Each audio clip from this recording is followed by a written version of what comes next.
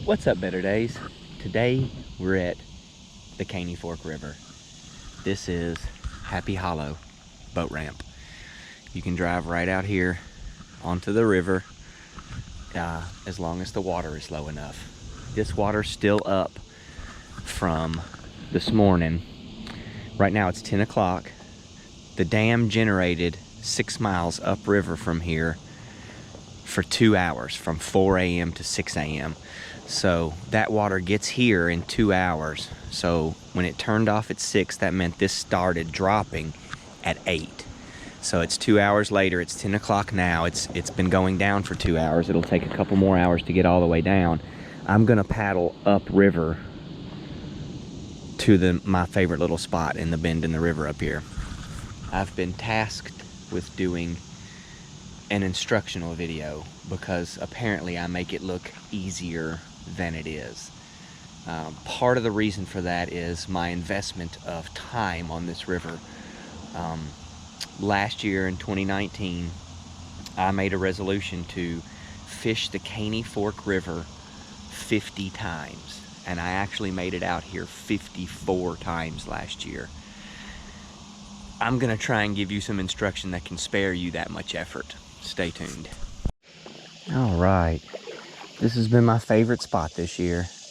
This particular bend in the river, about 5.5 miles downriver from the dam, about a mile up from Happy Hollow. Okay, when I'm gonna try to catch trout, I'm gonna use a light setup if I'm using a worm. So this is a 5.5 foot rod. It's an Abu Garcia Vigilante. And then just a small Tryon Fusion Fluger Tryon reel. This is 6-pound test. And right now I've got a couple little split shots on. And I'll start with that. But one of the biggest factors in catching these fish is having the right amount of weight. And that changes every day in every spot and every location. It's just different. I use this Eagle Claw number 6 bait holder hook. I use it because it's thick metal. These hooks rip sturgeon. These hooks rip 30-pound sturgeon out of this river like it's nothing. I put 1 piece of Berkeley power bait for trout. Any more is too much. All the biggest fish I've caught has been on 1 piece. And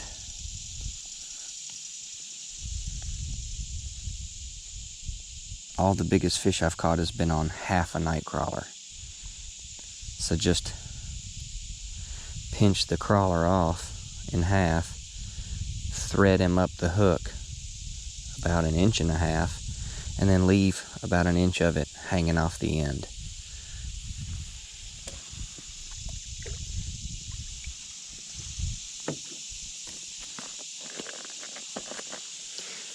You can throw this, if you're in a boat, you can throw this setup behind you upstream and just kind of bounce it along the bottom. And when I say bounce, I don't mean give it action. I mean just hold the rod tight and hold the line stiff and let it, see there, it's getting hung on the bottom, and then it'll just bounce right off of any obstructions if the weight is the right amount. There we go.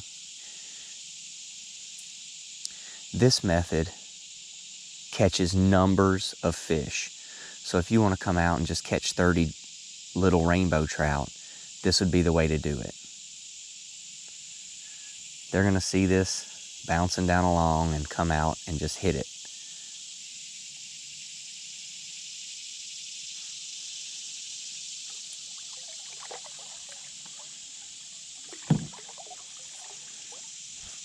And there we go, we got hung up. And that's okay. You try to pull it off. It won't come off of there. You can pull yourself over to it. Hopefully you can get it off of there. If not, you'll have to break off and retie. And that's going to happen a lot.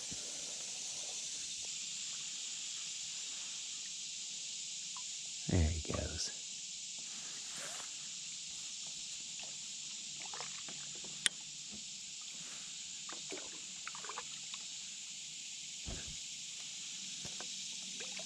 There's a bite. Okay, it found a worm and it gave it a bite. So let's let it hit it again. Okay, we missed it, but that's okay. There's a good chance it'll come back for it. There he is. We missed it again.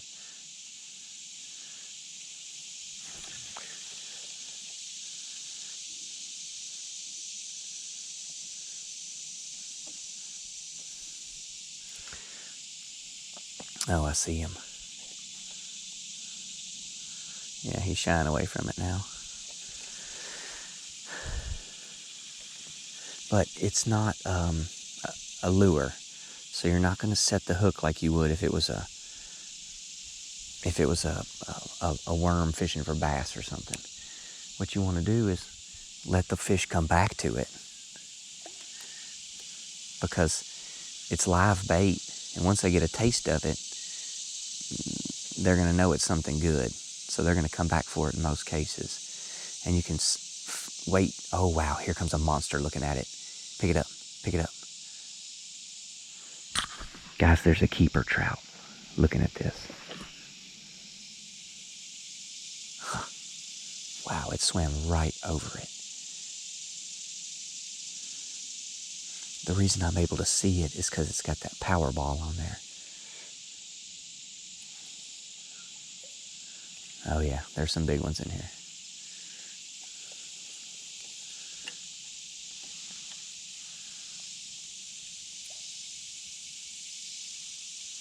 Wow, that was awesome. Okay. So right now, we're sitting on this log, and I'm just going to sit here, and this is the only other way I feel like there's two ways to fish with a worm. Either dragging it behind you or holding it in one spot against the current. And we've seen in all the videos that I've made on the steps at the dam that letting it sit in one spot can produce some really big fish, including sturgeon. We caught a lot of sturgeon this way this year. So what we're doing now is just let it sit down there and let something come find it. Just really want to hold the pole still and wait to feel a bite. But we're not necessarily just going to set the hook as soon as we feel a bite. You want to feel the right bite. You can feel it. They'll hit it and spit it out. And then you'll set the hook and there's nothing there. What you're looking for is to feel them tugging on it actively, like moving away from you with it. And then you can set that hook. But it's just a flip of the wrist. It's not a huge hook set.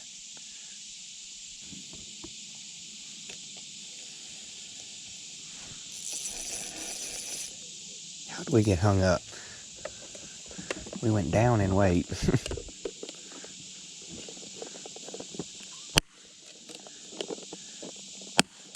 And we got hung up anyway.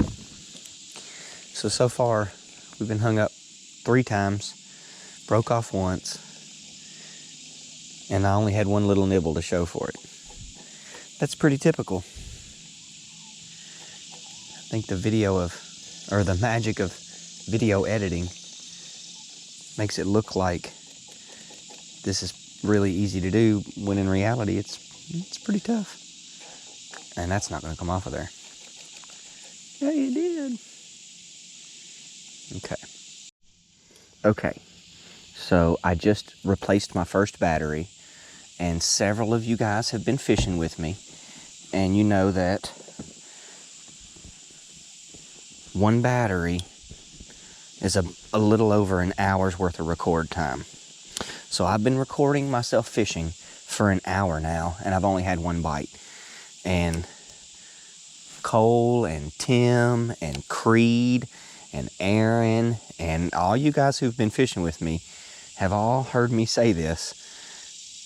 I always comment about how many fish, if any, I catch before the first battery runs out. So I've been at it for an hour today, and I haven't caught anything. I only had one bite.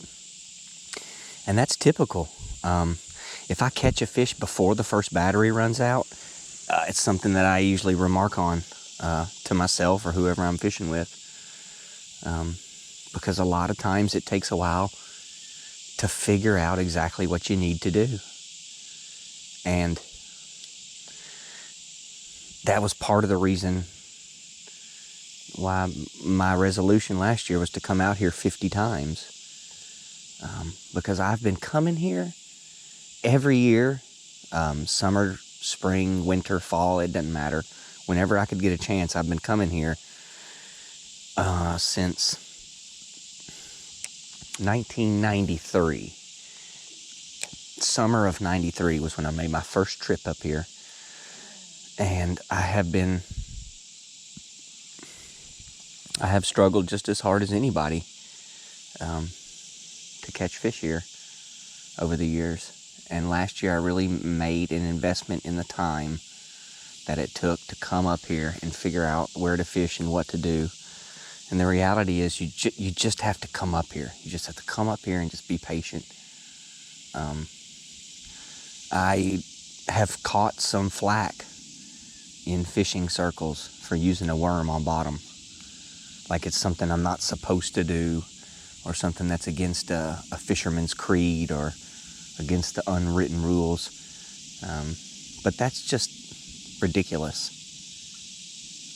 Too many people have commented that this method hasn't worked for them for me to believe that this is just easy. That's the whole point of today's video, was that enough people had said, we want to see exactly how to do this so that we can have the kind of success you do. No problem. I firmly believe that when people get upset about a method, or if you keep a fish, anything that you're doing that's deemed acceptable by the TWRA should be applauded, because they're the ones writing the rules to create the kind of fisheries that I've been showing off.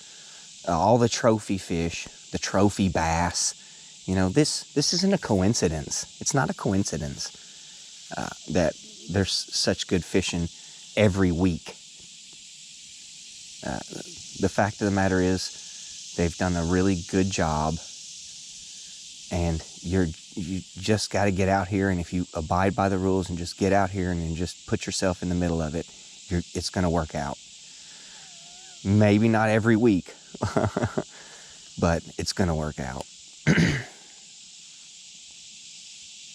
Right now, this worm is sitting on the bottom in about 12 feet of water, and it's just sitting there stuck. It ain't moving. It's not hung. It's just perfectly laying on the bottom and giving me a little bit of tension.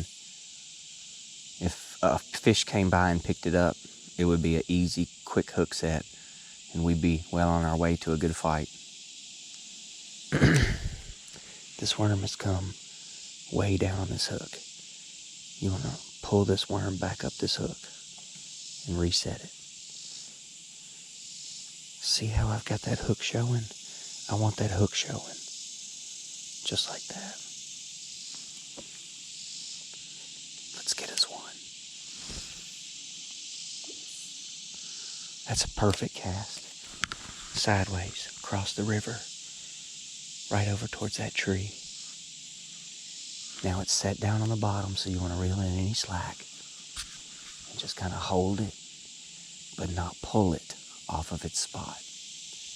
Just kind of feel.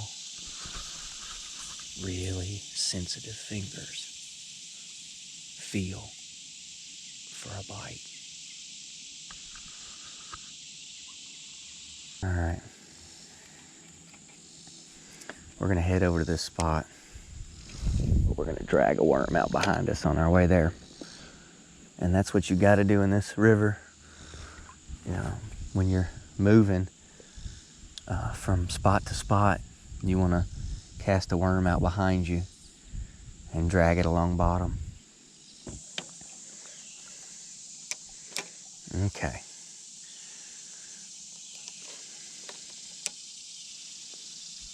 I'm bouncing around now. I got tired of sitting in one spot trying to catch a fish. So I'm moving around.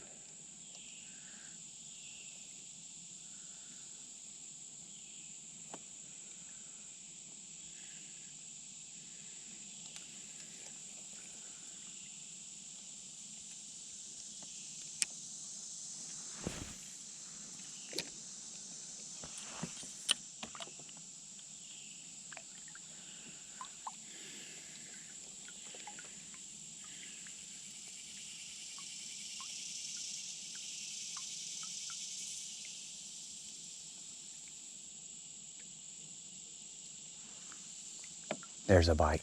Got him. First fish of the day. And that was on the drag. So I cast it into a deep hole, and you could see the rod tip just bouncing.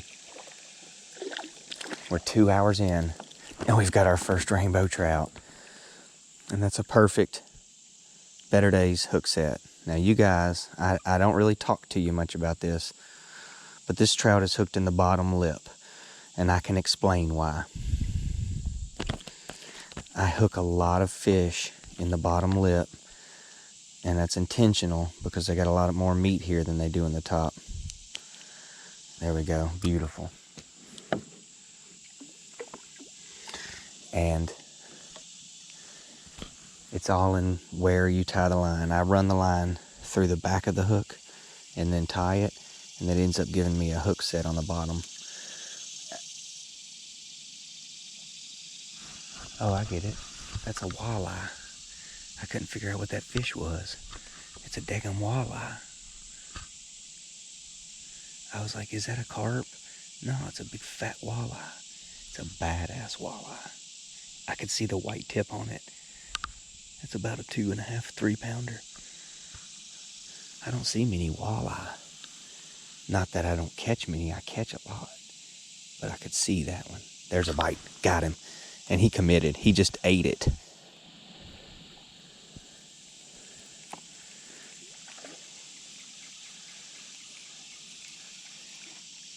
Okay. So after 2 hours of no fish, we've caught back-to-back fish on consecutive casts. I can see the power ball. Looks like he swallowed it. Let's see here. Nope. Yeah, he did. It felt like he ate it. So you want to definitely get that out of there.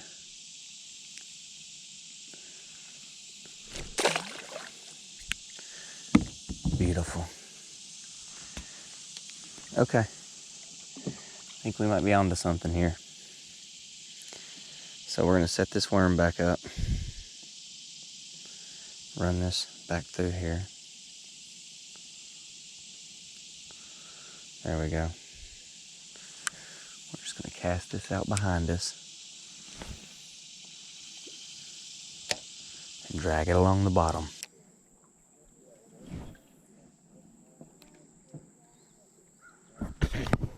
Okay. Cast this worm upstream just a little.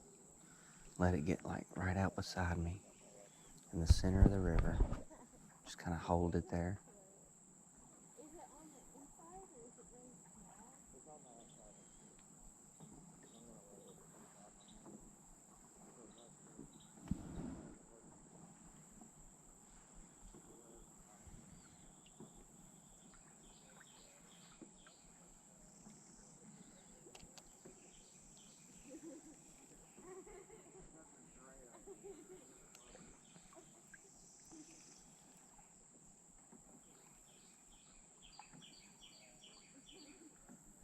Got him. Okay.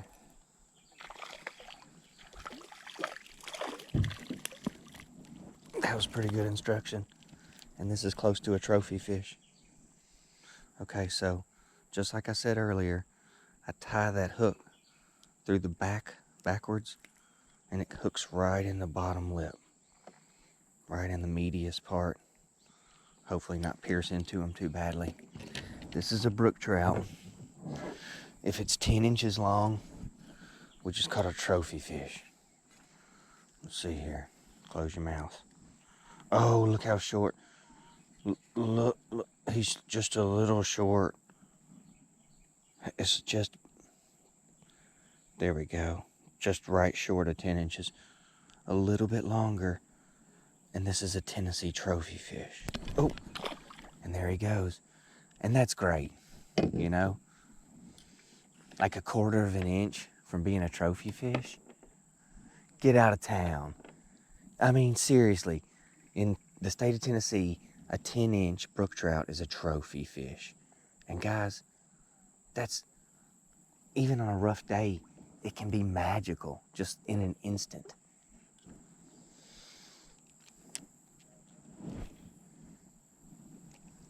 Straight out to the middle of the river. Just straight out there and let it sit down, see what it does. It's just kind of sitting there. That's pretty good.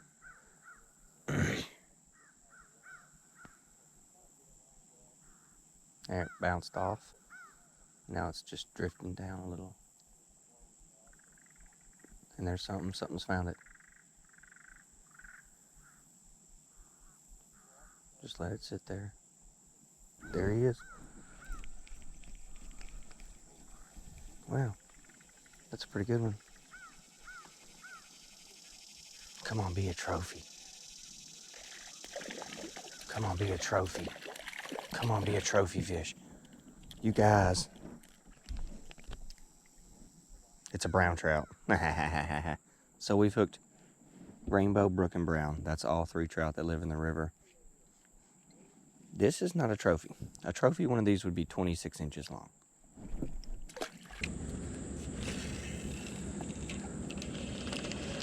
All right, that's a wrap. What a tough day of fishing. Really hard to teach people your technique when your technique doesn't work very well.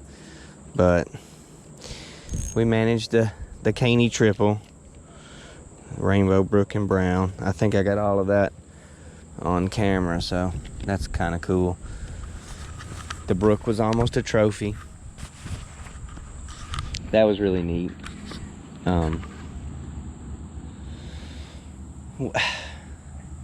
It's just not easy. It's some days are better than others. Most days are really hard. It's always really beautiful though, and the water's always clear and cold, and it's a fantastic place to be, whatever kind of technique you're gonna use. So come on out here, give it a shot. When you see me floating around out here, say hello. I always appreciate that. Thanks for watching, you guys. Have a better day.